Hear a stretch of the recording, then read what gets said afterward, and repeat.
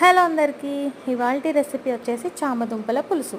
దానికోసం గిన్నెలో ఆయిల్ వేసుకొని అందులోకి మెంతులు, కరివేపాకు, పచ్చిమిర్చి వేసుకొని వేపుకోవాలి. ఇప్పుడు ఇందులోకి సన్నగా కట్ చేసుకున్న ఉల్లిపాయ ముక్కలు వేసుకొని ఉల్లిపాయల్ని మగ్గబెట్టుకోవాలి.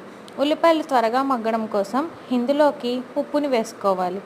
ఉప్పు వేసుకొని బాగా కలుపుకొని ఉల్లిపాయలు మగ్గబెట్టుకున్న తర్వాత ఇందులోకి పసుపు అలాగే కారం వేసుకొని బాగా కలుపుకోవాలి.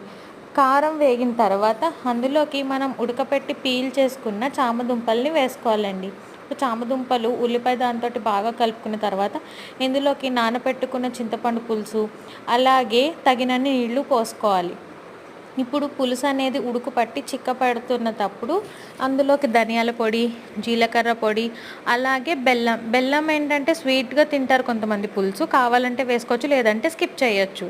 బెల్లం ఆప్షనల్ మాత్రమే. వేసుకొని ఇంకొంచెం దగ్గర పడినిచ్చుకుంటే కొత్తిమీరతో గార్నిష్ చేసుకుంటే పులుసు రెడీ. బాయ్.